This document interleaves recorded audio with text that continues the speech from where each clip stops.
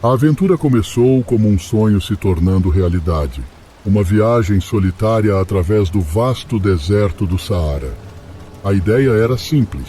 Eu iria cruzar de carro por uma das paisagens mais deslumbrantes e inóspitas do planeta, documentando cada momento com minha câmera.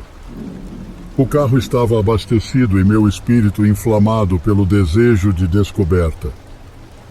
Nos primeiros dias, a jornada foi maravilhosa.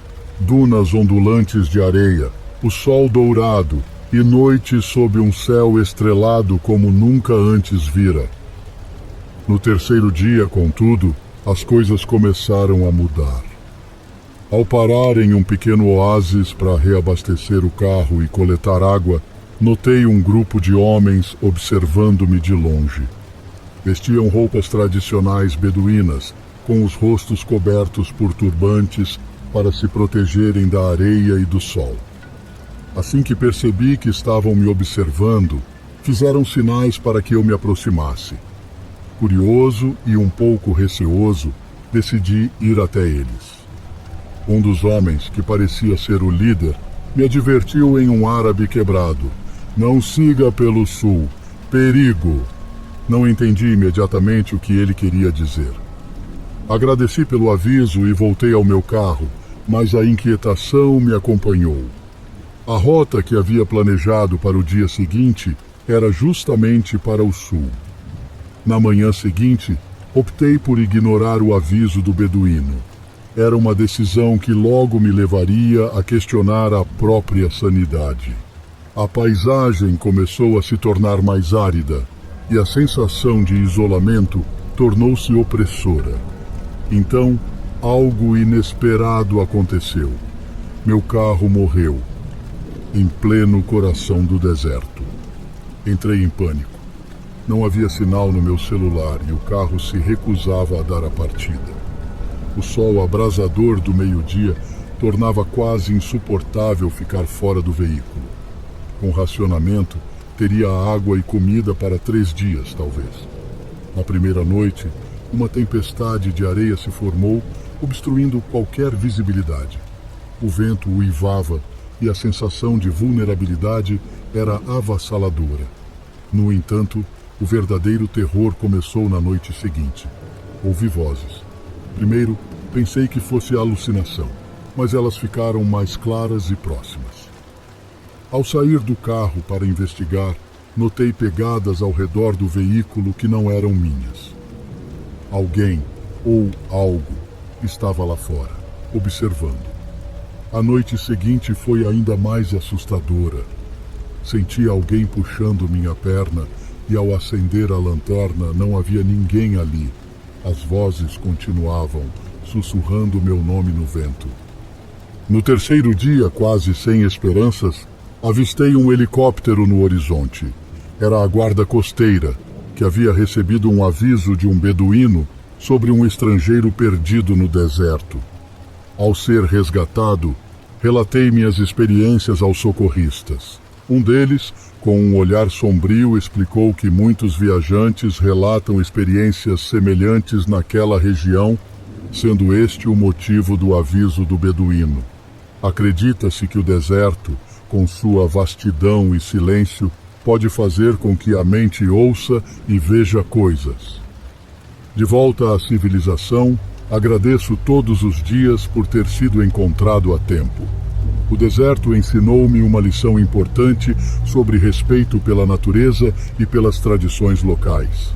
E embora muitos possam argumentar que as vozes e pegadas eram apenas produtos da minha imaginação, sei que no coração do Saara há mistérios que nunca serão completamente compreendidos.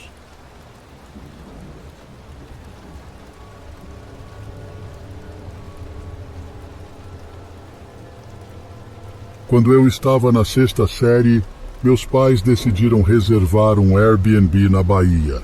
Era bem na praia e tínhamos um grande deck de frente para o oceano. Quando chegamos lá pela primeira vez, descarregamos todas as nossas malas e escolhemos os quartos. Eu tinha 11 anos na época, meu irmão mais novo tinha 7, meu irmão mais velho tinha 18. Tanto eu quanto meu irmão mais novo escolhemos o primeiro quarto, à esquerda da escada no segundo andar, pois tinha beliches e era perfeito para nós. Meu irmão mais velho escolheu o quarto do meio no corredor, porque tinha uma cama queen e uma TV. Meus pais escolheram o quarto principal, que tinha uma cama king size, um banheiro próprio, um enorme closet e uma varanda. Depois de terminarmos de organizar as coisas, fomos para o deck assistir ao pôr do sol. Ouvimos alguns ruídos vindo do andar de cima. Então meu pai pegou a arma que tinha em sua bagagem e eu peguei a maior faca de cozinha. Fomos juntos para investigar. Para entender melhor a história, deixe-me explicar o layout. Havia 4 quartos lá em cima e um grande closet. Havia 2 quartos assim que você subia as escadas, um quarto à esquerda e um banheiro à direita. Meu pai e eu fomos investigar o quarto. Verificamos o closet e havia apenas cabides e um cobertor extra. Checamos embaixo da cama e meu pai iluminou com sua lanterna, mas tudo o que vimos foram algumas embalagens de comida. Quando estávamos nos levantando, ouvimos um som quieto de clique vindo do quarto principal. Quando meu pai e eu fomos verificar o quarto principal, notamos que o closet estava entreaberto. Isso não estava assim quando chegamos e colocamos nossa bagagem.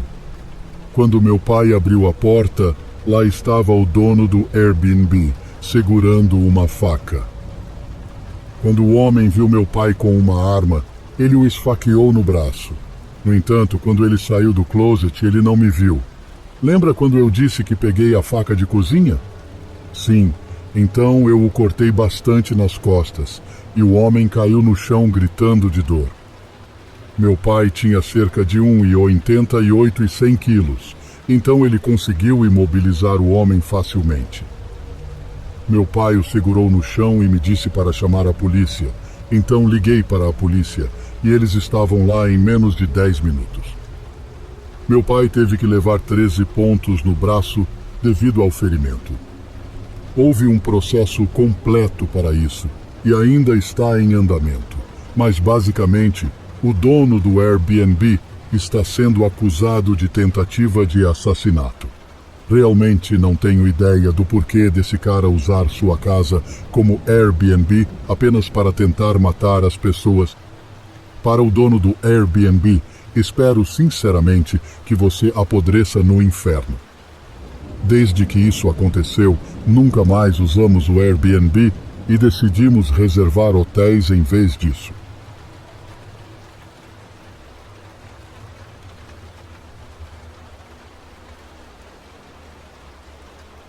O ar seco e o calor daquela tarde pareciam um prenúncio do que estava por vir.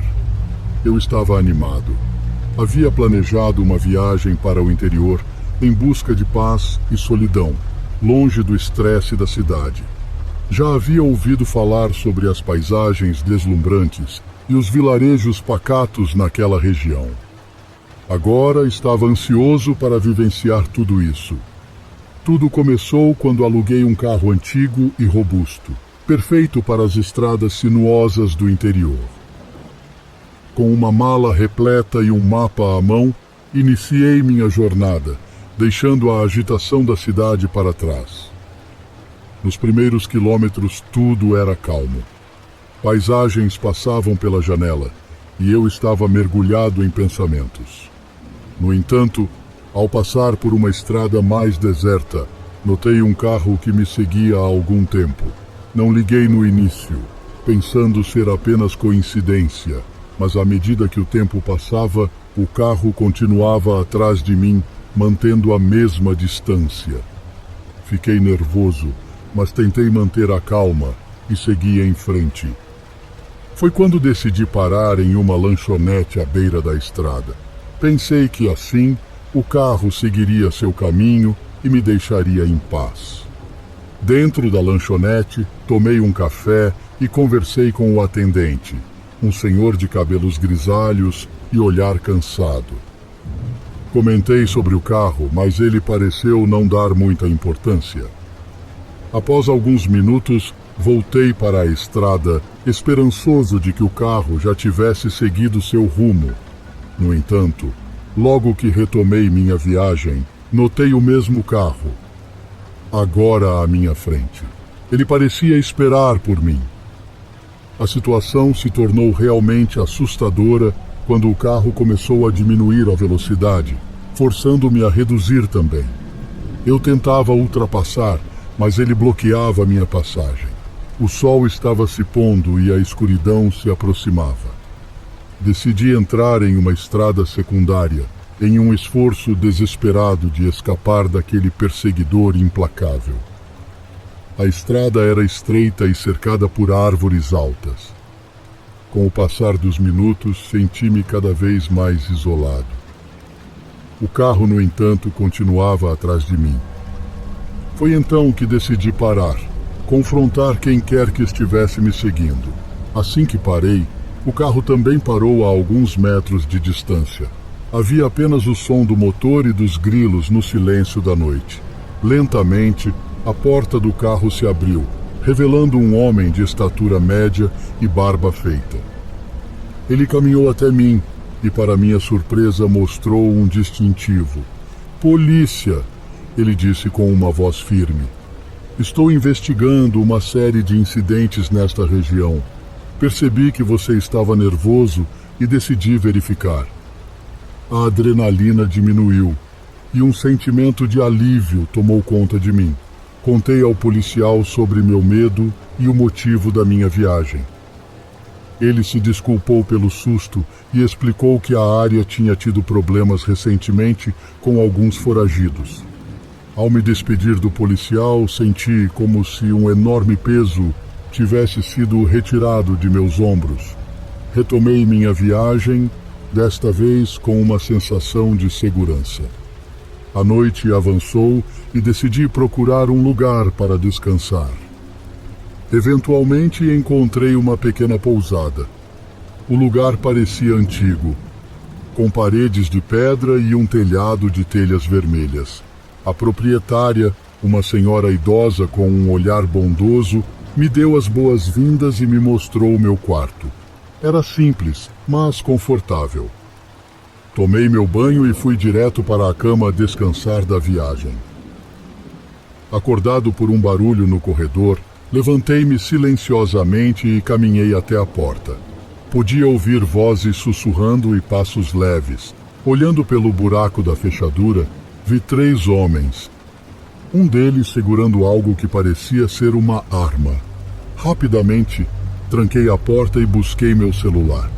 Mas, para meu horror, não havia sinal. As vozes do lado de fora ficavam cada vez mais altas e percebi que estavam tentando arrombar a porta de um dos quartos. Decidi que tinha que agir. Peguei uma lâmpada da mesa de cabeceira, pronta para usá-la como arma. Assim que a porta do meu quarto começou a ser forçada, bati com toda a minha força contra o primeiro homem que entrou. O impacto o atordoou e usei esse momento de surpresa para correr pelo corredor. Desesperado, encontrei uma janela no final do corredor e saltei, caindo com tudo no mato. Me levantei rapidamente e corri o mais rápido que pude, sem olhar para trás, até encontrar a estrada principal.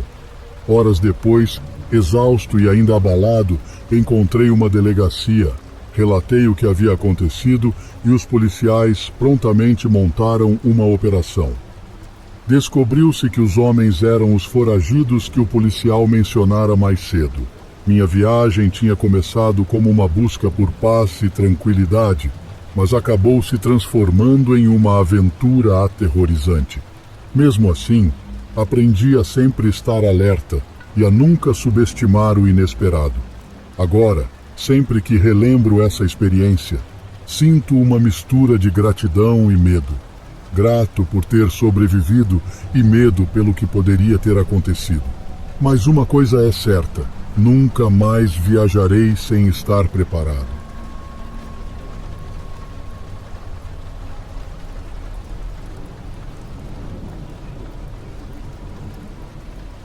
Olá, meu nome é Lissa, tenho 22 anos e essa história aconteceu no verão passado.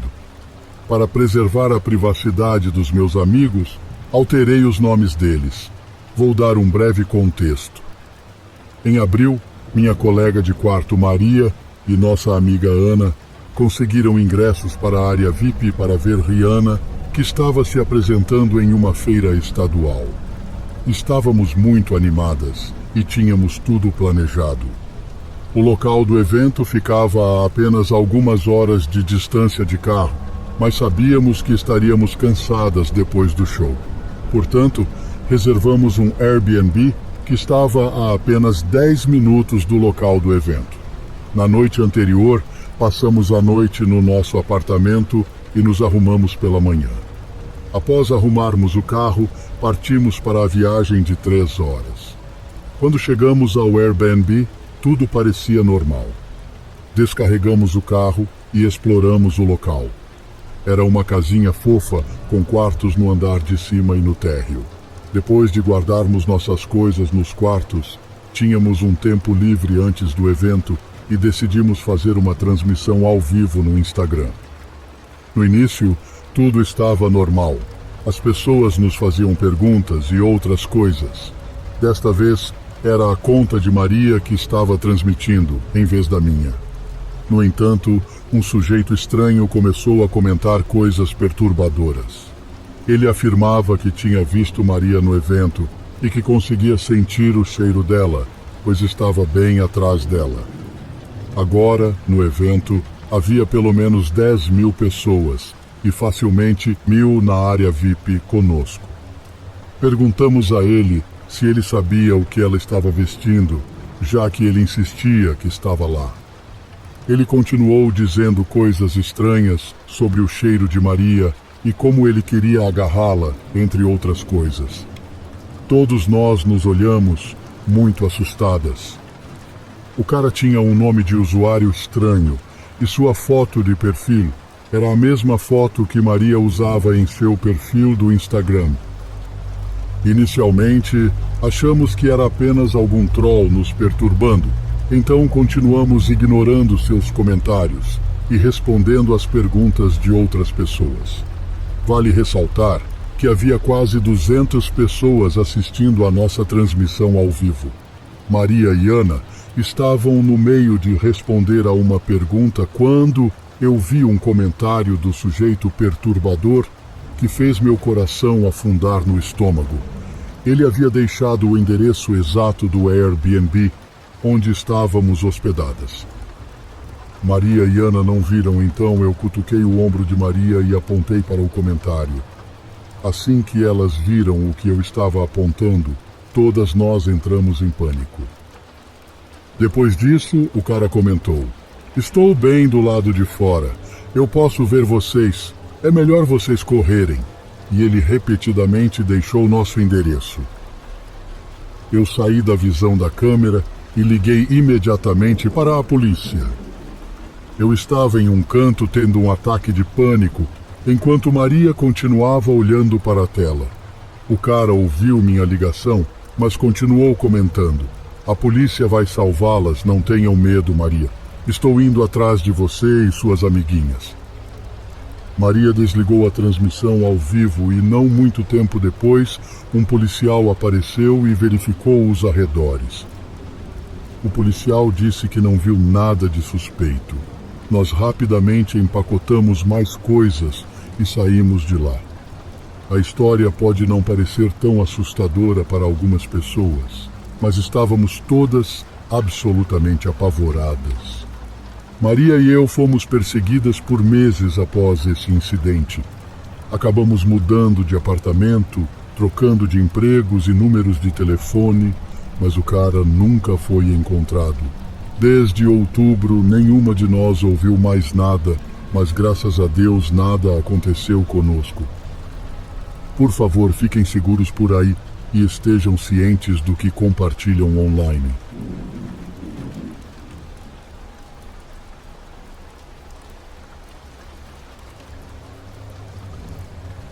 A Amazônia sempre me fascinou.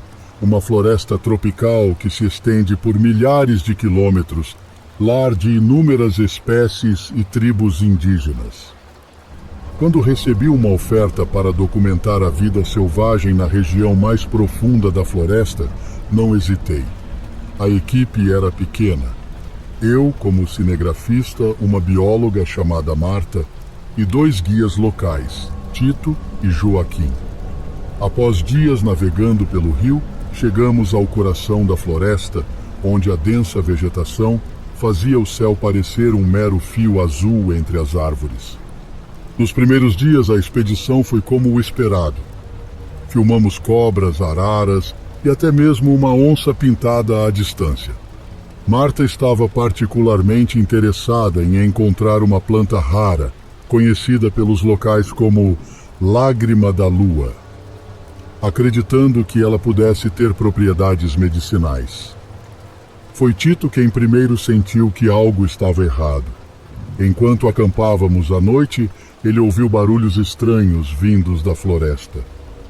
Passos pesados, quebras de galhos. Ele nos alertou e todos ficamos em silêncio, ouvindo. Na manhã seguinte, nossos equipamentos estavam revirados. Câmeras quebradas, comida espalhada e, o mais assustador de tudo, flechas fincadas no chão, perto de nossas barracas. Flechas que não pertenciam a nenhuma tribo conhecida. Decidimos seguir em frente, ainda que com cautela. No entanto, a sensação de estarmos sendo observados nunca nos deixou.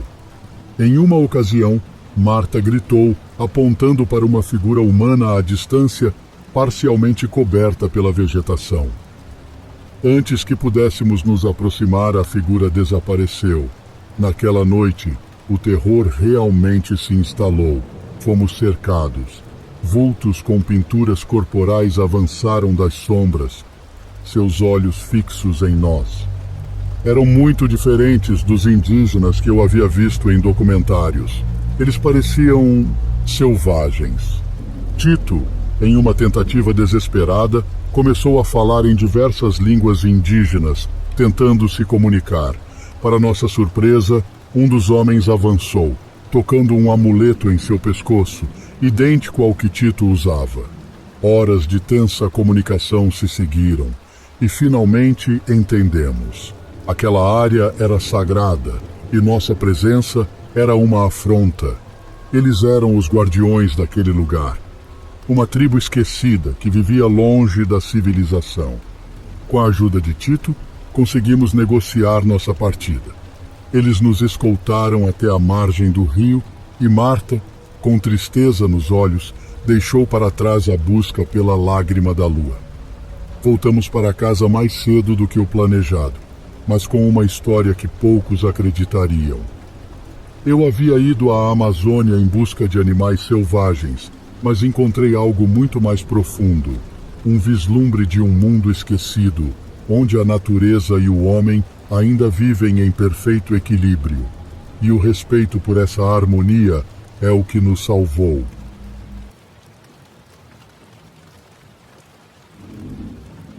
Era uma daquelas noites chuvosas de julho. As luzes da cidade brilhavam através das gotas de chuva que cobriam o vidro do carro, distorcendo a paisagem urbana e transformando-a em um mar de cores borradas. O rádio tocava uma suave melodia jazz, e eu estava a caminho de casa depois de um longo dia de trabalho. Mas a verdade é que dirigir à noite, principalmente em uma noite tempestuosa, nunca foi meu forte. E naquela noite, a insegurança parecia mais intensa. As ruas estavam mais escuras. Porém, a verdadeira sensação de desconforto começou quando parei em um semáforo. Do canto do olho, notei uma figura encapuzada que se aproximava do meu veículo. Em um impulso, travei as portas. Era um homem, e ele bateu no vidro do passageiro com força. Engoli em seco, sentindo um aperto no estômago. Ele parecia querer que eu abrisse a janela, mas eu neguei com a cabeça. Em um gesto abrupto, ele puxou algo de sua jaqueta. Era uma arma. Apontou para mim fazendo um gesto para que eu abrisse a janela. Em pânico, olhei ao redor procurando ajuda, mas não havia ninguém por perto. O semáforo parecia estar vermelho há uma eternidade. Sem pensar duas vezes, pisei no acelerador e saí em disparada, não dando chance para ele reagir. No espelho retrovisor, vi o homem ficar para trás, mas ele logo desapareceu na escuridão. O som do meu coração batendo forte ecoava em meus ouvidos. Respirei fundo, tentando me acalmar. Apenas continue dirigindo até chegar em casa, pensei. Porém, minutos depois, notei um par de faróis se aproximando rapidamente pelo retrovisor. Um carro estava me seguindo. E não era qualquer carro. Era um sedã preto, com os vidros escurecidos. Acelerei, tentando me afastar do veículo, mas ele continuava em minha cola. Entrei em uma rua lateral, esperando despistá-lo, mas ele persistiu. A chuva tornava difícil a visibilidade, e o barulho dos pneus sobre o asfalto molhado só aumentava meu medo. Quem é essa pessoa? Eu me perguntava. Seria o mesmo homem? Ou alguém completamente diferente? As perguntas invadiam minha mente, mas a prioridade era manter-me segura. Dirigi por ruas desconhecidas, tentando despistar meu perseguidor. A cada curva, esperava que ele desistisse, mas o sedã preto permanecia atrás de mim. Em um ato de desespero, entrei em uma estrada de terra. A chuva havia transformado o caminho em lama e meu carro derrapava. Porém, ao olhar para trás, notei que o sedã preto também tinha dificuldade em se manter na estrada lamacenta e tinha conseguido ganhar uma ótima distância dele. Era minha chance de escapar. Então acelerei com tudo no meio do canavial. Tinha certeza que ele não tinha me visto. Desliguei os faróis, esperando que o sedã preto passasse direto. Minutos pareciam horas, mas finalmente vi o carro preto passar pela estrada sem notar minha presença. Com as mãos trêmulas, peguei meu celular e liguei para a polícia. Eles me instruíram a permanecer onde estava até que uma viatura chegasse.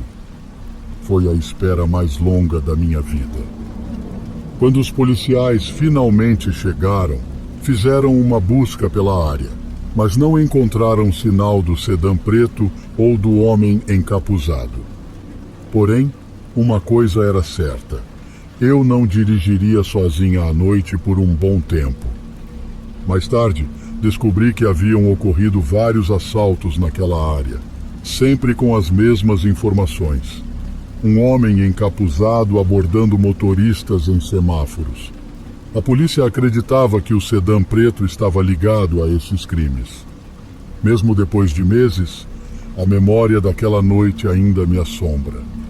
Mas essa experiência também me ensinou a sempre estar alerta e nunca baixar a guarda, não importa o quão segura eu possa me sentir.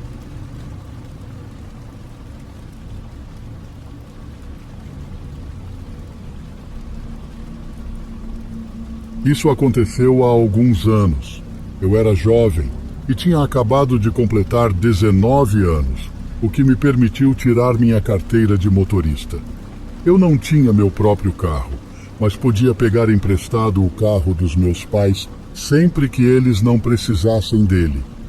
Na época, a gasolina estava relativamente barata e eu estava curtindo muito dirigir, já que era algo novo para mim. Nos fins de semana, eu adorava pegar o carro e sair tarde da noite para comer alguma coisa e depois dirigir por toda a cidade ouvindo música. Acho que era tão bom porque eu finalmente conseguia ficar sozinha, o que não era muito comum morando com meus pais. Um fim de semana, acho que em um sábado, peguei o carro dos meus pais. Passei por um McDonald's 24 horas para pegar uma bebida e um lanche. Depois comecei a dirigir sem rumo. Nunca tinha um trajeto planejado, apenas dirigia para onde me sentisse à vontade, mas geralmente evitava lugares com muito tráfego. Minha cidade tinha muitas estradas secundárias que conectavam os bairros, mas raramente eram usadas, porque as principais eram mais rápidas. Virei em uma dessas estradas secundárias que levava a um bairro muito bonito, com casas caras. Não tinha percorrido muito quando as luzes dos faróis começaram a piscar nos meus espelhos e vi um carro se aproximando por trás. Eles estavam ligando e desligando os faróis, mas não havia outros carros por perto, então eles estavam claramente sinalizando para mim. No entanto, eu não sabia o motivo. Isso continuou por cerca de 1 minuto, até que eles começaram a acelerar e se aproximaram da traseira do meu carro. Eu ainda era relativamente inexperiente como motorista e não sabia como lidar com essa situação ou o que fazer, então continuei dirigindo, esperando chegar ao bairro e encontrar um lugar menos discreto para parar. No entanto, meus planos foram interrompidos. O carro atrás de mim recuou ligeiramente e então ouvi o motor deles acelerar e eles bateram na traseira do meu carro. Meu carro deu um tranco para frente e eu fiquei atordoada por 1 segundo, mas parecia que o dano não era grave. Nesse ponto, muitos pensamentos passaram pela minha mente. Eu estava com medo e nervosa em relação a parar, mas também não queria levar o carro dos meus pais para casa danificado sem obter as informações do seguro do outro motorista. Estacionei o carro na lateral da estrada e o coloquei em ponto morto. O carro atrás de mim também parou, estacionando bem perto da traseira do meu. Eles ligaram os faróis novamente. Eu estava indecisa se deveria ficar no meu carro ou sair dele, pois estava em uma situação desconfortável e não sabia como lidar com isso. Depois de alguns segundos, abri a porta e saí. As janelas do carro deles eram escuras, então eu não conseguia ver quem estava dentro. Caminhei até a traseira do meu carro e tentei avaliar o dano, mas eles tinham estacionado muito perto, dificultando a visualização. Foi quando ouvi a porta dele se abrir. Olhei e vi um homem saindo do carro, e ele estava olhando para mim com um sorriso amigável, acenando de maneira educada enquanto se aproximava. Eu esperava que ele estivesse com raiva e começasse a gritar comigo, ou dissesse que eu o tinha cortado no trânsito ou algo assim. Mas o que aconteceu foi uma surpresa estranha. Desculpe pelo seu carro. Acho que não estava prestando atenção. Ele disse, ainda de maneira amigável. Eu estava esperando algo diferente, mas respondi. Tudo bem. Você pode me dar as informações do seu seguro? Ele olhou para o lado por um momento e depois voltou a me olhar. Claro, está no meu carro. Ele apontou para a porta do passageiro, como se quisesse que eu fosse até lá. Ele permaneceu onde estava, olhando para mim, como se eu devesse ir até o carro dele. Após um longo e desconfortável silêncio, eu disse que iria com ele, mas ele segurou meu braço com firmeza e me parou. Vamos, o acidente deve tê-la deixado confusa, disse ele, começando a me puxar de volta. Ok, vou com você, eu disse, fazendo-o me soltar. Eu o segui até o carro dele e me aproximei do lado do passageiro. No entanto, assim que ele entrou no carro do motorista, corri de volta para o meu carro. Ouvi ele sair do carro dele, mas consegui entrar no meu carro, trancar as portas e partir antes que ele pudesse se aproximar novamente. Dirigi para casa e acordei meu pai para contar o que aconteceu. Ele disse que eu nunca deveria ter parado e chamou a polícia, mas o homem nunca foi identificado. Eu nunca saberei o que aquele homem estava tentando fazer ou para onde ele estava tentando me levar. Apenas temo que alguém não tenha tido a mesma sorte que eu.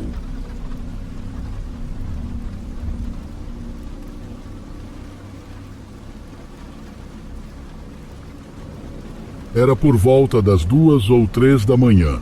e eu estava fazendo uma entrega. Trabalhava em um restaurante italiano 24 horas.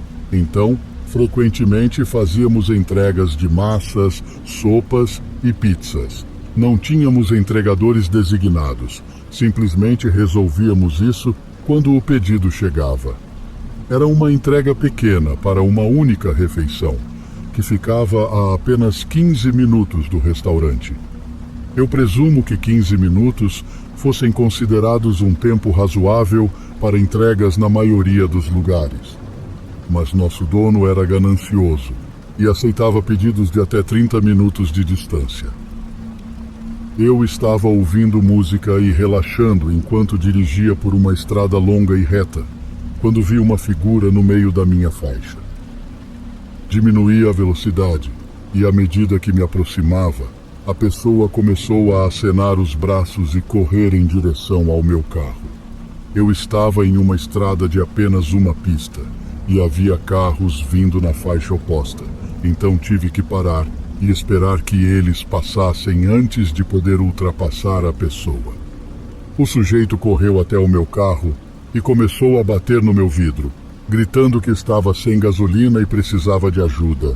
Ele estava sendo tão agressivo ao pedir ajuda que era estranho. Assim que os outros carros passaram, eu manobrei para a direita para evitar atingir os pés dele e acelerei para longe. O homem parecia estar tentando perseguir meu carro pela estrada, então imaginei que ele devia estar bêbado.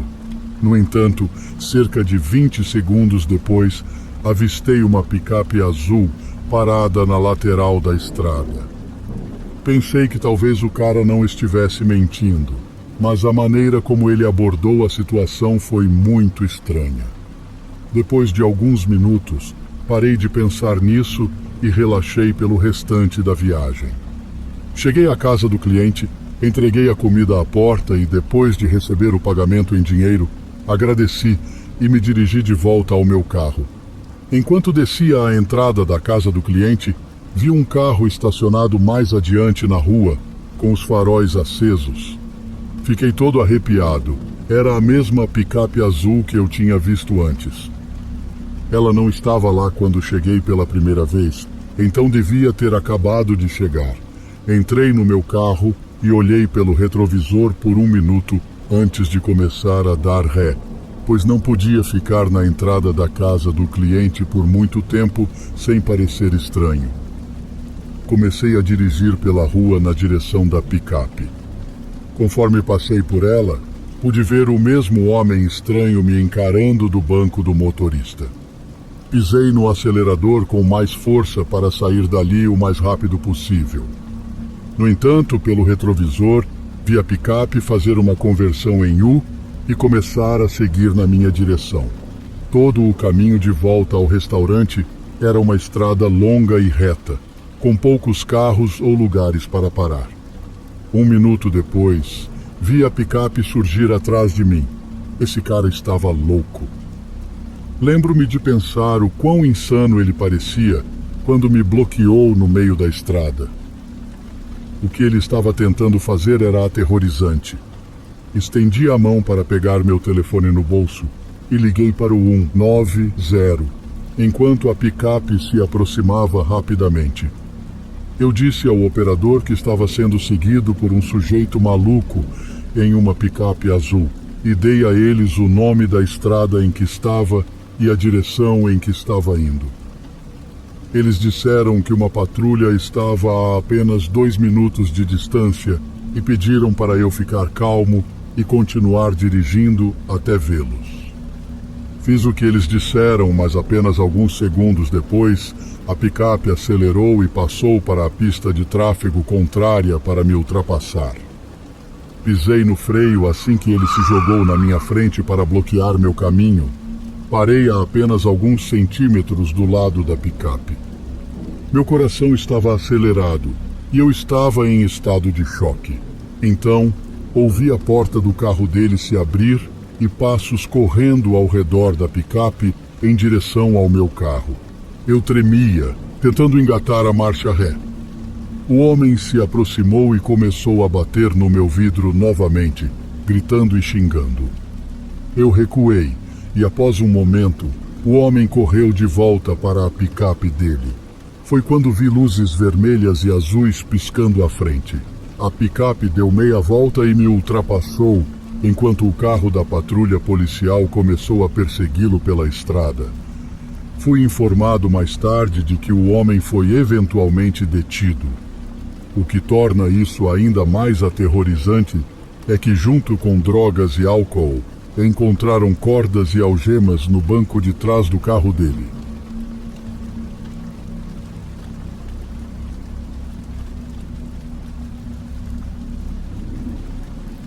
Eu estava visitando minha família durante as festas e fiz uma pequena viagem de ida e volta à casa dos meus pais. Fiquei um pouco mais de uma semana e, em uma terça-feira à tarde, por volta das 3 horas, parti para voltar para casa. A primeira hora foi toda de direção pela cidade e depois mais uma hora passando pelos subúrbios até que finalmente cheguei a uma longa e estreita rodovia. Por volta das 22 horas, a estrada estava completamente vazia e eu estava ficando cansado, com os olhos começando a se fechar. Decidi desligar a música, pois estava apenas me deixando mais sonolento. Enquanto lutava para me manter acordado, vi uma pequena luz cintilando na estrada à frente. Era o reflexo dos meus faróis, brilhando em um carro que estava estacionado no acostamento. Parecia abandonado, mas estava escuro, e seus vidros estavam escurecidos. Ficar preso ali, no meio do nada, seria terrível, já que a cidade mais próxima estava a 1 hora de distância. Continuei dirigindo, mantendo os olhos abertos por precaução, caso alguém estivesse caminhando à beira da estrada. No entanto, alguns minutos depois, vi outra luz, dessa vez no retrovisor, mas era tão brilhante que eu mal conseguia ver o carro em si, apenas suas luzes. Parecia estar relativamente próximo, então comecei a diminuir a velocidade para permitir que ele me ultrapassasse. No entanto, avistei algo à frente. Havia um carro estacionado bem no meio da estrada, bloqueando todo o caminho. As luzes estavam apagadas, então eu só o vi quando estava muito próximo. Parei imediatamente, mas as luzes no retrovisor continuaram a se aproximar cada vez mais. Eu conseguia ouvir as portas do carro se abrindo e fechando, e quando olhei ao redor, vi pelo menos 3 pessoas correndo em minha direção. Entrei em pânico total e saí da estrada, adentrando as árvores, tentando contorná-los e retornar ao outro lado da estrada, ao redor dos carros bloqueadores. Eu estava tão focado em não bater em uma árvore ou ficar preso que nem percebi se eles estavam me perseguindo. À medida que contornava, cerca de 10 segundos após ter deixado a estrada, ouvi um tiro sendo disparado, atingindo em algum lugar à minha frente. Estava tremendo e em pânico, acabei roçando a lateral de uma árvore enquanto tentava voltar à estrada. Outro tiro foi disparado, desta vez atingindo a parte de trás do meu carro, quando finalmente retornei à estrada e acelerei para longe do local. Assim que me afastei o suficiente, tentei ligar para a polícia, mas meu celular estava completamente sem sinal. Estava dirigindo muito acima do limite de velocidade, sabendo que não havia segurança por perto. Após 10 minutos de direção, finalmente consegui sinal suficiente para ligar para a polícia. Felizmente, os agressores não pareciam ter me perseguido após o incidente, embora nunca tenham sido encontrados, pelo que sei. Espero que eles estivessem planejando apenas roubar as pessoas, mas a forma como estavam preparados no meio do nada e dispostos a usar armas me faz pensar que estavam planejando algo muito pior.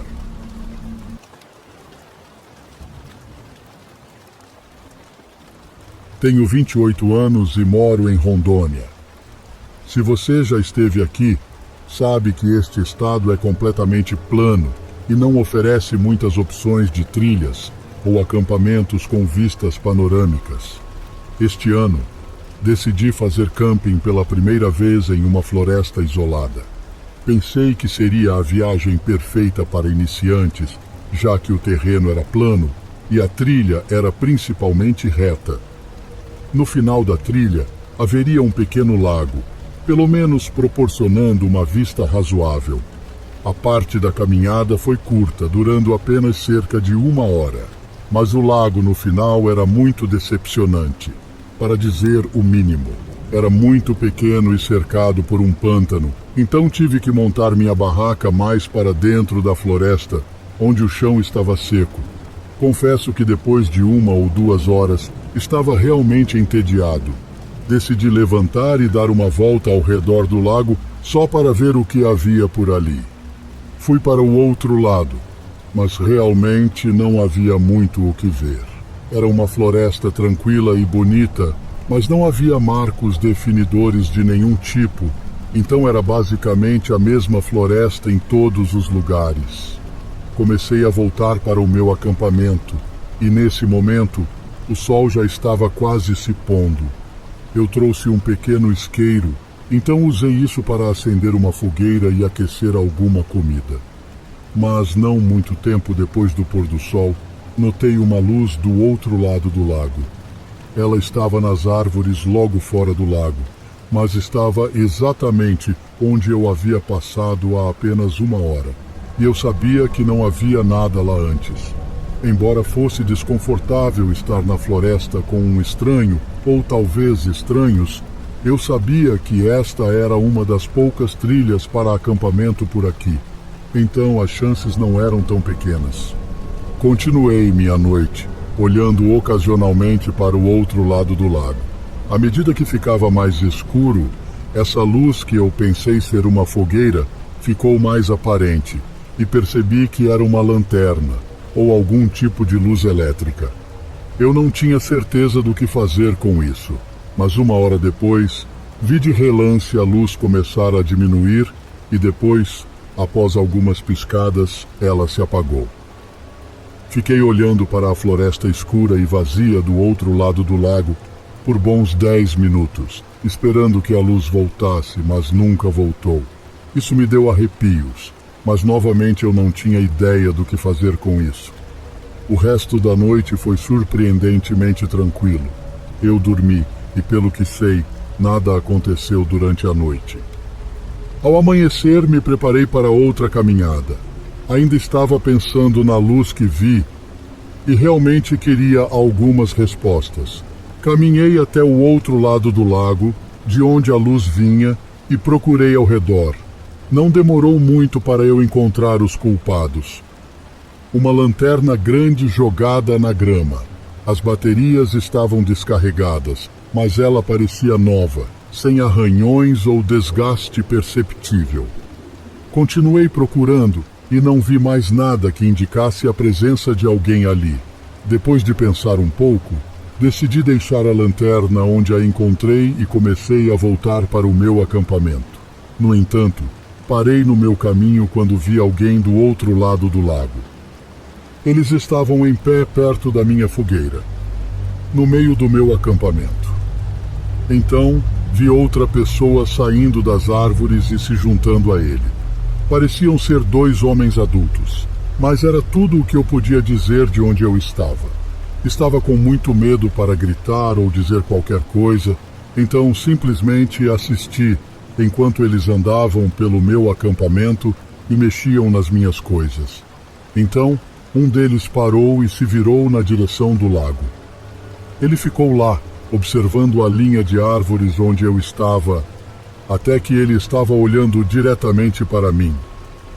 Ele me olhou por apenas um momento, mas isso me deu arrepios. Assisti enquanto o homem saía do acampamento e começava a andar entre as árvores. Perdi de vista por um momento até pegar um vislumbre dele correndo pela floresta.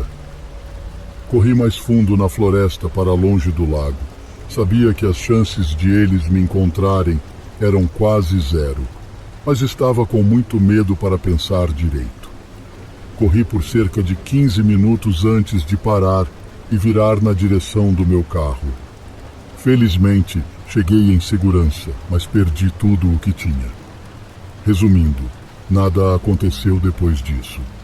Fiz um relatório à polícia, mas não deu em nada. No entanto, continuo pensando naquela lanterna. Era deles ou de outra pessoa? Espero que a lanterna tenha sido apenas um truque que eles usaram para me afastar do acampamento. Mas se foi, por que eles vieram atrás de mim? Continuo tentando me convencer de que foi apenas um assalto e que eles não tinham outras intenções. Mas, no fundo, sei que estive muito perto de não sair dessa situação.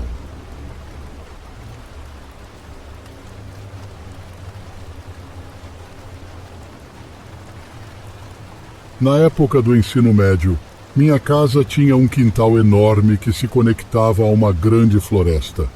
Quando éramos crianças, eu e meus amigos costumávamos ir brincar lá longe na floresta. Sempre havia um pequeno senso de perigo estando lá, o que tornava as coisas mais divertidas. Conforme crescemos, deixamos de ir lá, porque não havia mais motivo.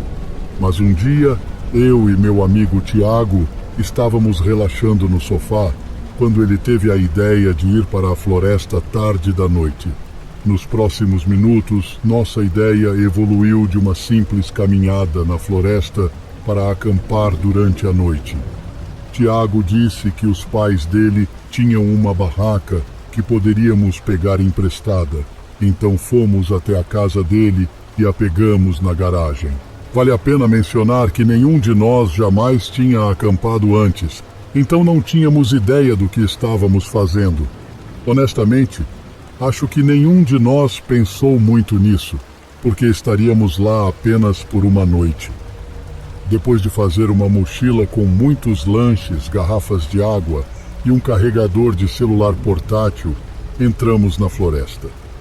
Descobrimos nos primeiros minutos que a lanterna que Tiago trouxe era muito ruim e mal iluminava mais do que alguns metros à frente. Era o suficiente para nos impedir de bater em árvores e arbustos, mas não conseguíamos ver muito mais. Nos primeiros 15 minutos de caminhada, falamos sobre o quanto estávamos animados e o quanto isso seria assustador, mas depois caminhamos por mais 20 minutos sem realmente falar. Acho que ambos estávamos hipnotizados e um pouco assustados pelo silêncio sinistro. Algumas vezes achei que ouvi algo andando por perto, mas a lanterna nunca alcançava o suficiente para ver qualquer coisa. Após nossos 30 minutos de caminhada, encontramos um lugar para montar o acampamento. Era uma seção aberta de grama com árvores ao redor. Tiago enfiou a lanterna no topo de um arbusto para iluminar a área e então começamos a montar a barraca. Ele disse que era uma barraca fácil de montar, mas não havia nada de fácil nisso. Passamos provavelmente 1 hora para fazer a barraca ficar de pé sem desmoronar. Também não ajudava que toda vez que ouvíamos algo, tínhamos que pegar a lanterna do arbusto e iluminar a área, e depois começar de novo com a barraca. Não sei quanto a Tiago, mas nesse ponto eu estava lamentando ter vindo até ali. Quando finalmente conseguimos montar a barraca, foi um alívio. Sentamos lá dentro e ouvimos os sons da floresta. Às vezes estava completamente silencioso e 1 minuto depois havia pássaros cantando ou algum outro animal fazendo barulhos. Foi uma experiência realmente legal até que ambos ouvimos um som mais familiar. Ficamos na barraca ouvindo passos que se moviam entre as árvores. Não pareciam estar se aproximando, mas mais como se estivessem passando por nós. Uma coisa de que ambos estávamos certos era que eram passos humanos, não de qualquer outro animal. Depois de 1 minuto eles desapareceram, mas eu e Tiago ficamos quietos, olhando fixamente para o interior da barraca enquanto ouvíamos atentamente. Por volta de 10 minutos depois, quando estávamos certos de que a pessoa havia ido embora, saímos da barraca e nos sentamos do lado de fora. Ambos nos sentíamos um pouco vulneráveis dentro da barraca, sem poder ver o que estava acontecendo ao nosso redor. Enquanto conversávamos por um tempo, o mesmo som começou a se aproximar ao longe. Desta vez, estava ficando mais perto. Eventualmente, chegou tão perto que estávamos preocupados que a pessoa estivesse vindo diretamente na nossa direção. Tiago apontou a lanterna na direção dos passos, mas o som continuou. A pessoa estava se aproximando lentamente. E quando pensamos que ela apareceria à vista da lanterna, ela parou. Os passos soavam tão próximos que podíamos ouvir a pessoa respirando, mas apenas vagamente, fora da luz. Tanto eu quanto Tiago estávamos congelados, olhando para a escuridão além da lanterna. Então, ouvimos a pessoa dar um passo para trás e depois começar a se afastar. 1 minuto depois, os passos haviam desaparecido e a floresta inteira estava silenciosa novamente. Desmontamos a barraca o mais rápido possível e saímos imediatamente.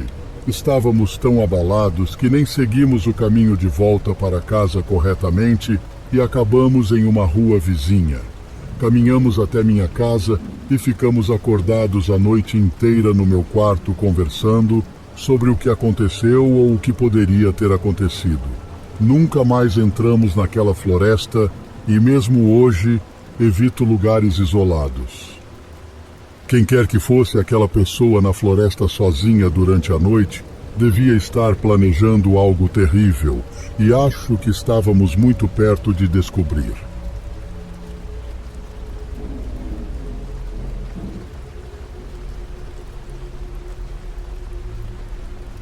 No ano passado, pela primeira vez, algo aconteceu durante minha viagem de acampamento.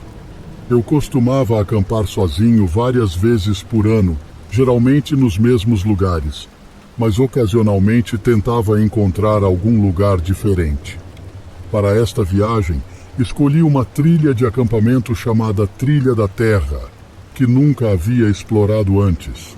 Dirigi 2 horas de casa até um local remoto onde iniciei a caminhada. Logo de cara, percebi que não estava aproveitando a trilha tanto quanto esperava, principalmente porque algumas partes estavam úmidas e lamacentas. Mesmo assim, continuei a caminhar e tentei evitar essas áreas. Depois de um tempo, cerca de 45 minutos de caminhada, avistei algo ao lado da trilha.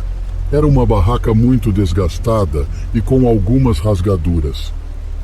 De longe, pude ver que não havia ninguém dentro dela, então me aproximei. Não havia sinais de danos intencionais. Tudo parecia estar desgastado pelo tempo. O fato de a barraca ainda estar de pé era surpreendente. Olhei ao redor e dentro dela, mas estranhamente não havia mais nada. Pensei que encontraria um monte de coisas deixadas para trás, mas não havia absolutamente nada, exceto a própria barraca. Depois de alguns minutos, voltei para a trilha, mas continuei pensando no motivo de alguém ter deixado uma barraca daquela maneira. Enquanto caminhava pela última 1h30 da trilha, encontrei dezenas de objetos deixados para trás. Todos eles eram equipamentos de camping ou trilhas, mas ver todas essas coisas espalhadas em uma trilha de 4 quilômetros me deixou com uma sensação desconfortável. Quem deixaria tudo para trás? Não parecia ter sido um acidente, e eu tinha quase certeza de que tudo pertencia a uma única pessoa. Quando cheguei ao final da trilha, montei minha barraca a uma boa distância da trilha, apenas para garantir. Já estava escurecendo, então fiquei no acampamento até me sentir pronto para dormir. Eu estava um pouco nervoso para ir para a cama, mas consegui dormir a noite toda sem problemas. Quando acordei, era de manhã cedo, por volta das 4 ou 5 horas, e o sol ainda não havia nascido completamente. Abri o zíper da minha barraca e saí, mas imediatamente percebi que algo estava errado. Virei-me e do outro lado da minha barraca, a poucos metros de distância, havia um homem. Ele era alto e magro, vestindo roupas sujas, com o rosto coberto de sujeira. Ele me olhou com um olhar vazio. Fiquei paralisado naquele momento, chocado e com medo, mal parecia real. Ele falou em um tom suave, mas arrepiante. Balancei a cabeça concordando e comecei a reunir minha mochila, mas ele imediatamente se aproximou de mim. Caí para trás e só consegui repetir "tudo bem" várias vezes. O homem ficou em pé sobre mim, ainda com aquele olhar vazio nos olhos. "Vá embora", ele disse novamente. Desta vez, entendi o que ele queria dizer e me levantei rapidamente, fugindo dali, deixando tudo para trás. Olhei para trás quando estava longe o suficiente e vi o homem mexendo em minha mochila como um animal curioso. Corri o máximo que pude e depois andei rápido o restante do caminho até meu carro. Graças a Deus, mantive meu celular e chaves no bolso. Senão a situação teria sido 100 vezes pior. Dirigi até encontrar sinal de celular e liguei para o 190. Descobri que houve um caso quase idêntico ao que eu vivenciei, mas a pessoa que o relatou optou por não torná-lo público pela mídia. Provavelmente era a pessoa cuja barraca e pertences encontrei na trilha. Depois de uma semana de conversas com a polícia e revisão de tudo, eles organizaram uma pequena equipe de busca de policiais para investigar a trilha. Eles percorreram a trilha e voltaram sem avistar o homem, mas encontraram a maioria das minhas coisas próximas ao meu acampamento, jogadas como lixo. Depois disso, o caso ficou estagnado, assim como o caso da pessoa anterior. O que sempre me intriga é o fato de o homem não ter ficado com nada, apenas espalhando tudo pela floresta sem intenção de usar qualquer coisa.